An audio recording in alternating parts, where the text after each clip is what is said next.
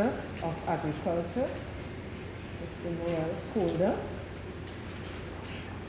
Dr. Paloma, Professor Paloma Mohammed, the Deputy Vice Chancellor of PACE and also the Chair of the Transitional Management Committee, Dr. Jacqueline Murray, Director of the Institute of Distance and Continuing Education, other invited guests, members of the head table, friends, colleagues, and students. Welcome to this event. It's a very exciting one because I believe we have good news. We hear today, these days, a lot of sad news, but good news. And the good news is that the ozone layer is recovering. The latest report, 2018, tells us that it is recovering at a rate of 1 to 3% per decade since 2000. And this is good news because a number of international countries or a number of countries are actually working together to ensure that this happens. And this is not always the case. So I think this is really good news. So we are here for Turkeyen Tain Talks. And so let me begin by having Professor Paloma Mohammed give us some opening remarks. Professor Mohammed?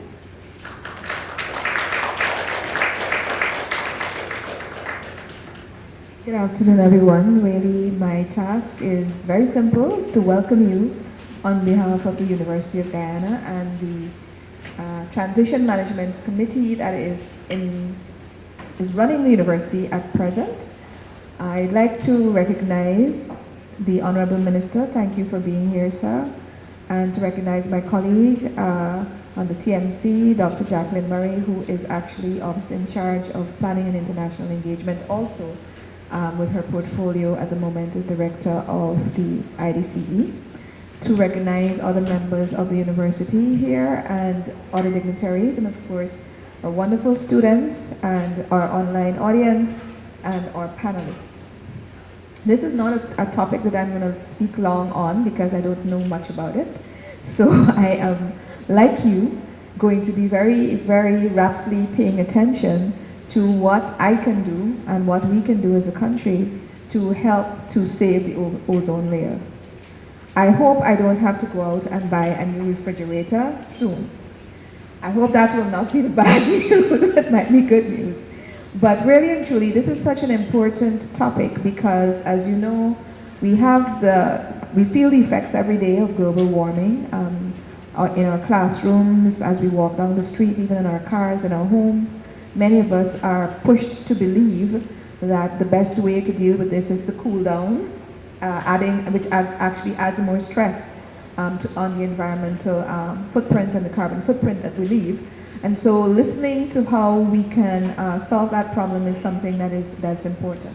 The second thing, of course, is the fact that we do have a green state development strategy, and it is, of course, Guyana's wonderful modeling for the world in terms of how we've lived so far and what our aspirations are in terms of getting the environment, keeping the environment how it is, and really taking care in a strategic way of what we have and doing better that we are celebrating in a certain sense here today. The university, of course, is fully on board with that. Our two major schools that are dealing with this are, of course, the Faculty of Earth and Environmental Sciences, of which our wonderful and beautiful moderator, Ms. Simmons, is from. And the dean is also on this panel, Dr. Temitope. We also have our Faculty of Natural Sciences, which in their Biodiversity Center, they deal with some of the environmental issues as well. And of course, very interestingly and wonderfully, the Faculty of Engineering and Technology, which is looking at things like refrigeration and architecture for green and cool and tropical environments. So this afternoon promises to be a really, really wonderful and learning event for all of us. So I want to welcome you and to thank the sponsors, the Minister's Office and the office, Ms. Sheko, is she around? I didn't meet her, I've been emailing her with her. Thank you so much for choosing the university to partner with. And thank you all for coming. I hope it's going to be a wonderful event. And of course, since I didn't speak for as long as I might have spoken in the past, I give my 5 minutes to the minister in case he wants to use it.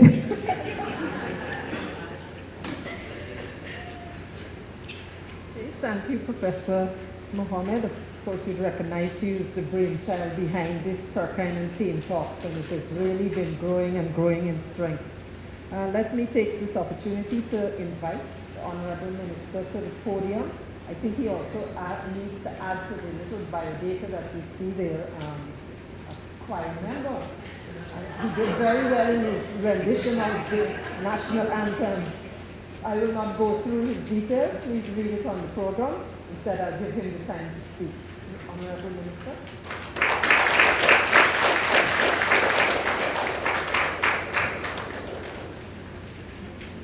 Thank you, Madam Chair.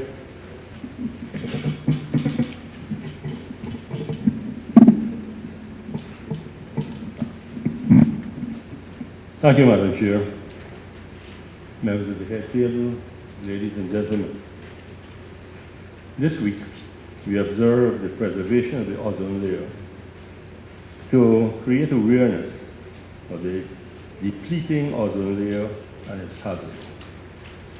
The theme of World Ozone Day 2019 was 32 years and healing. The theme marks just about 3 decades of international cooperation to address ozone depletion since the Montreal Protocol. Our national strategy, the Green State Development Strategy Vision 2040, outlines the adoption of modern and environmentally sound technology and prioritizing energy efficiency in all economic sectors, including buildings and industry operations. Adopting energy efficiency measures can also reduce carbon emissions, save money, and generate important social and environmental co-benefits, such as the preservation of the ozone layer. Through the chlorofluorocarbons, the CFCs, and these are tongue twisters, so bear with me as we go through, and hydrochlorofluorocarbons, HCFCs. Phase-out program, Guyana has contributed significantly to this end. It is estimated that through these programs, Guyana has avoided the direct emission of 230 ozone-depleting potential tons of CFCs and HCFCs, equivalent to 678,750,000 metric tons of carbon dioxide, with significantly higher emission reduction anticipated from the hydrofluorocarbon phase down. Most scientists agree that without the ozone layer, life on Earth will not exist. One common everyday industry that contributes to ozone depletion is the refrigeration and air conditioning industry. The refrigeration sector is critical to our lives and livelihoods. Whilst household refrigeration, in many cases, are our closest reference to refrigeration. This application represents just a small fragment of the refrigeration industry, which is present in countries in countless sectors, ranging from the food industry to air conditioning, and plays a major role for healthcare, energy, and the environment. The refrigeration sector is paramount to economic development.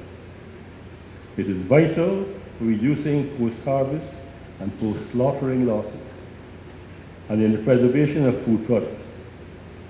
As refrigeration maintains food safety and nutritional qualities, it has also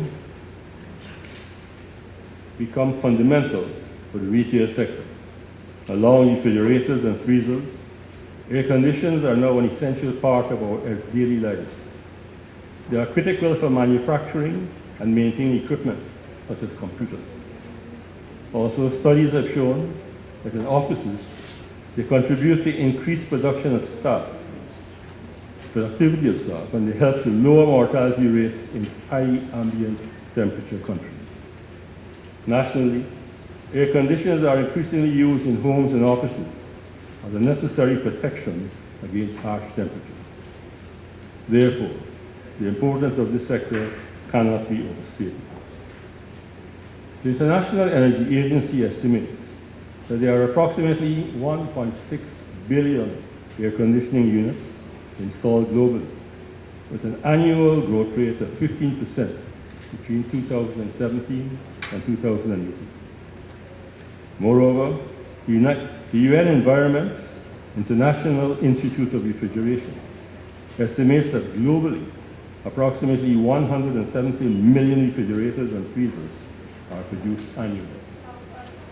In Guyana, during 2017 and 2018, there was an estimated 55% increase in the number of refrigerators imported and 15% increase in the number of air conditioners imported. Despite the indispensability of refrigeration and air conditioning to our lives and modern society, the refrigerants they contain, including chlorofluorocarbons, CFCs, and hydrochlorofluorocarbons, HCFCs, have attracted global attention since the discovery of their ozone-depleting and global warming properties by Irvin F. Sherwood Rowland and Mario J. Molina in the late 1970s. In 1993, Guyana joined countries around the world to phase out CFCs and later HCFCs. By 2008, Guyana successfully phased out the importation of CFCs, which were at that time used in refrigerators and air conditioning units. CFCs were replaced by HCFCs and HFCs, as hydrofluorocarbons, in refrigerators and air conditioners. In 2013, Guyana, along with other developing countries classified under Article 5 of the Montreal Protocol, commenced a program to phase out HCFCs. To date, Guyana has phased out approximately 70% of HCFCs relative to our national baseline consumption. The importation of this refrigerant is expected to be completely phased out by 2030 in Guyana. The phasing out of ozone-depleting substances, such as CFCs and HCFCs, in addition to contributing to the long-term protection of the ozone layer, has provided an opportunity for Guyana to simultaneously reduce the emission of greenhouse gases directly and indirectly, as well as contribute to strengthening and regulating the refrigeration and air conditioning sector. Whilst the prevalence of CFCs and HCFCs refrigerant gases is less than carbon dioxide, their global warming potentials are significantly higher. CFCs, HCFCs, and many of their substitutes are potent greenhouse gases. Therefore, the phasing out of these substances under the Montreal Protocol is critical to international efforts to mitigating global warming. HCFCs and CFCs have global warming potentials between 725 and 10,000 times that of carbon dioxide. Additionally, refrigerators and freezers consume approximately 4% of global energy, whilst the International Energy Agency estimates that air conditioning accounts for 10% of energy consumed globally. The Guyana Energy Agency states, according to criteria 2014, a significant portion of our national energy costs. Research has shown there are significant opportunities to reduce energy consumption of air conditioners by up to 70 to 80% through the adoption of more advanced refrigeration and air conditioning technologies, and through better installation and servicing practices. Significant work has been undertaken to train personnel in refrigeration and air conditioning service sectors, to manage new refrigerants, and to adopt practices that reduce emission of refrigerants during servicing.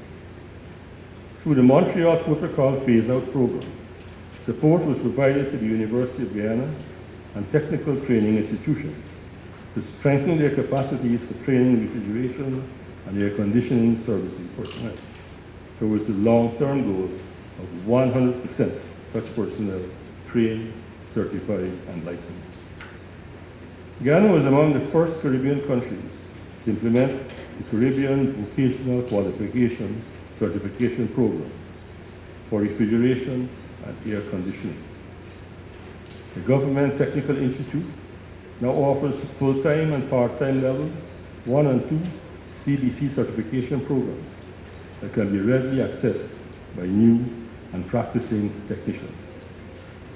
In addition, to date, more than 500 technicians have been trained directly through national phase-out programs on alternative technologies and good servicing practices.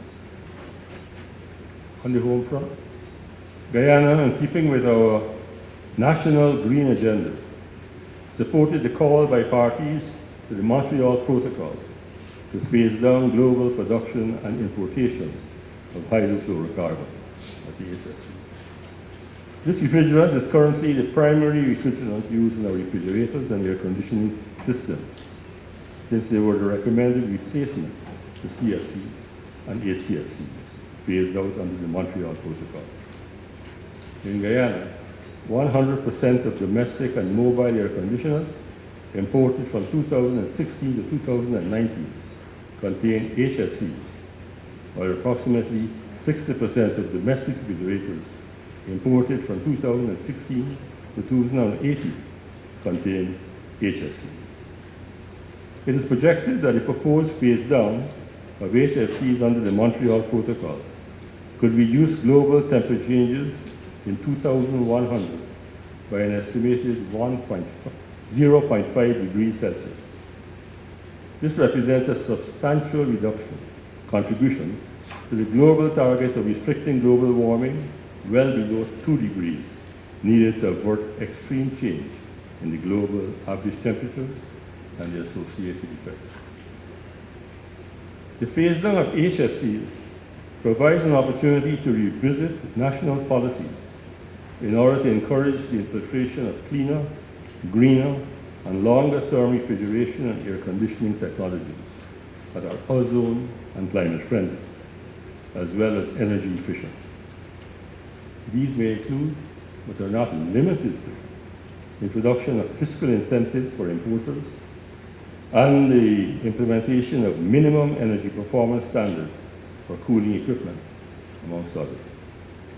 On the other hand, because of the proliferation and importation of HFCs to the refrigeration and air conditioning sector, their phase down will entail significant national effort.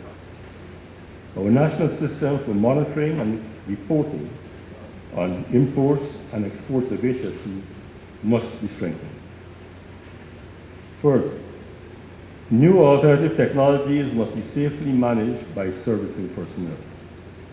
There is a need for the development and enforcement of standards to address safety concerns inherent in the use of alternative technologies, such as natural refrigerants, and to better regulate practices within the refrigeration and air conditioning servicing sector. Recently, the Guyana National Bureau of Standards developed a draft national standard for the safe handling of refrigerants.